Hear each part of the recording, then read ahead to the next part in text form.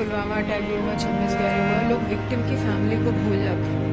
लोग जाके पूछते नहीं है कि उनकी फैमिली क्या झेल रही है, क्या हो रहा है उनके साथ, वो सब भूल जाते हैं। उसको याद रखें, उसको उसकी वजह से हम शायद जो भी वो हमें देंगे, हम उसकी वजह से जी पाएंगे।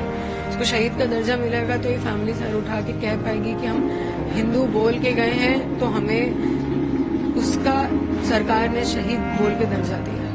पीछे से आए थे, सबसे पहली गोली उन्होंने शुभम को ही मारी थी, पूछ के मारी थी। हिंदू मुसलमान हो, कलमा पढ़ो।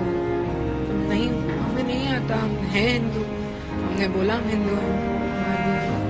लेकिन जितने लोग मरे हैं वहां पे, उसमें से मात्र शुभम ऐसे हैं जिनका कुछ बचा नहीं था, क्योंकि उसको सोच समझ के बिल्कुल समझ के पास आके उसको मारी थी, क्योंकि पहला अटैक था। हमारे घर वालों को शुभम को देखने का मौका नहीं मिला कि वो आखिरी में उसकी शक्ल, उसकी स्माइल देख पाए, उसका चेहरा छू पाए। अब आप लोग सरकार से क्या चाहते हैं, किस तरह की कार्रवाई हो, क्या डिमांड करते हैं? मेरी सरकार से सिर्फ यही डिमांड है, क्योंकि लोग ना, पुलवामा अटैक भी हुआ, 26/11 हुआ, लोग विक्टिम की फैमिली को भूल जाते हैं। लोग जाके पूछते नहीं है कि उनकी फैमिली क्या झेल रही है, क्या हो रहा है उनके साथ, वो सब भूल जाते हैं।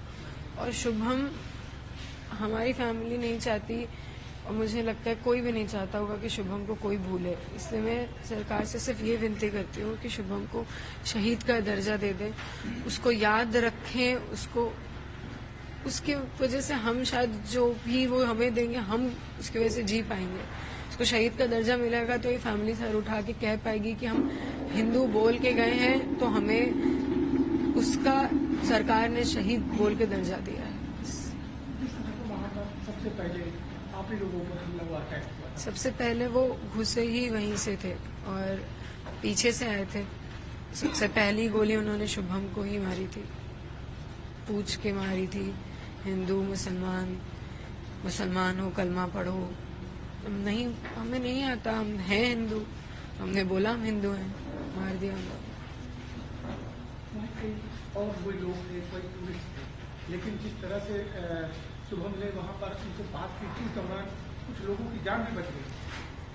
अब मैं तो जितना मैंने देखा है, मैं यही देख रही हूँ कि जितने लोग, मैं सबके सामने ये क्या बोलूं, घर वालों के सामने, लेकिन जितने लोग मरे हैं वहां पे, उसमें से मात्र शुभम ऐसे हैं जिनका कुछ बचा नहीं था, क्योंकि उसको सोच समझ के, बिल्कुल समझ के पास आके उसको मारी थी, क्योंकि वो पहला अटैक था। बाकी लोग तो उसके बाद अलर्ट हुए, भागने लगे, चीखने चिल्लाने लगे, तब इन्होंने उन्हें मारा है। वो पूरे बच्चे हैं, उनका पूरा शरीर है उनके पास। हमारे घर वालों को शुभम को देखने का मौका नहीं मिला कि वो आखिरी में उसकी शक्ल, उसकी स्माइल देख पाए, उसका चेहरा छू पाए। कुछ बात हुआ था शहीद की धरती को लेकर? सर, उस दिन तो मुझे नहीं लगता हमारे घर वालों की, आपको लग रहा होगा स्थिति ऐसी थी कि हम कुछ बोल पाएंगे। हम आप ही लोगों से बोल रहे हैं, आप ही हमारी बात वहां पहुंचाएंगे, आप ही हमारी मदद करेंगे। और हम उस दिन क्या बोलते हैं, उस दिन तो सब हुआ था। हमारे अंदर इतनी ताकत थोड़ी ना, इतनी समझ थोड़ी बन के बैठे हुए कि हमें ये करना है। हम तो उस दिन अलग ही उसमें थे। सरकार लगातार संपर्क में है आपके, सरकार के लोग आपके पास, क्या आप लोगों ने कुछ बात करी है सरकार से, या क्या कहते हैं कि आखिरकार शुभम को किस तरह का सम्मान मिलना चाहिए? देखिए, हमारा परिवार जिस तरीके की अब वेदना झेल रहा है, तो दुख के साथ हमारे हृदय में आक्रोश भी बहुत ज्यादा है। और हमारे बच्चे ने धर्म की रक्षा के लिए, क्योंकि आप कल्पना करिए कि जब आपके सामने ये पूछा जा रहा हो कि आप हिंदू हैं या मुस्लिम हैं, और सामने एक AK-47 लिए खड़ा हो, वहां पर भी हमारे बच्चे ने इतना साहस दिखाया। हिंदू धर्म की रक्षा के लिए उसने जान, अपना बलिदान देना उचित समझा और कहा कि हम हिंदू हैं। तो हमारी मांग है सरकार से कि धर्म की रक्षा हमारे भतीजे ने करी है, हिंदू धर्म की रक्षा के लिए अपने प्राण न्यौछावर किए हैं, तो उसे शहीद का दर्जा मिलना ही चाहिए। क्या सरकार की तरफ से भी कोई वार्ता या कोई बात है? हम लगातार, हमारी बहू और हम सभी लोग, क्योंकि हमारी बहू की ये बहुत कहते हैं ना हृदय से इच्छा है, जैसा उसने अभी बताया, नहीं तो फिर आने वाले समय में कैसे लोग याद रखेंगे। इस तरीके की घटनाएं फिर होती रहेंगी। शुभम के बलिदान को हमेशा याद रखना चाहिए। हिंदू धर्म और धर्म की रक्षा के लिए इसको याद रखना चाहिए। आने वाली पीढ़ियां इसको याद रखें। अभी तक सरकार से हमारी कोई सीधी वार्ता नहीं हुई है। हमने आप लोग मीडिया के माध्यम से अपनी बात माननीय प्रधानमंत्री जी तक, माननीय मुख्यमंत्री जी तक पहुंचाने का प्रयास किया है। आने वाले समय में हम अपनी मांग किसी मुलाकात के माध्यम से, डीएम सर से मुलाकात करने का हम सोच रहे हैं, तो ये बात सरकार तक पहुंचाएंगे। आगे यदि प्रधानमंत्री जी या माननीय मुख्यमंत्री जी अगर हमारे परिवार से मिलने का हमें समय देंगे तो हम उनसे भी मिलकर अपनी मांग वहां पे ये रखेंगे। आपने यहाँ मुलाकात की है परिजनों से, किस तरह? देखिए,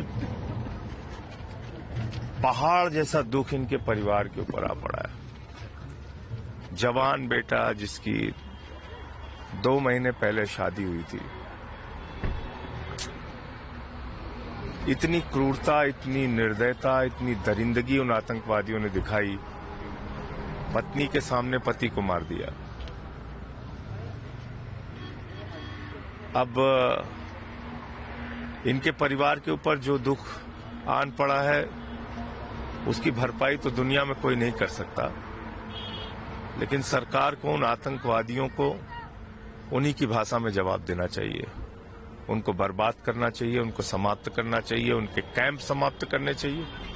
और हम सब लोगों ने खुल के कहा कि हम सरकार के साथ हैं।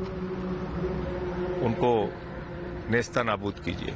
जिस तरह सरकार कार्रवाई कर रही है सिंधु घाटी परियोजना को, जिस तरह बैन किया है, पाकिस्तान की कुछ कदम उठाए और भी सख्त कदम उठाए सरकार। पुलवामा अटैक भी हुआ, 26/11 हुआ, लोग विक्टिम की फैमिली को भूल जाते हैं। लोग जाके पूछते नहीं है कि उनकी फैमिली क्या झेल रही है, क्या हो रहा है उनके साथ, वो सब भूल जाते हैं। उसको याद रखें, उसको उसकी वजह से हम शायद जो भी वो हमें देंगे, हम उसकी वजह से जी पाएंगे।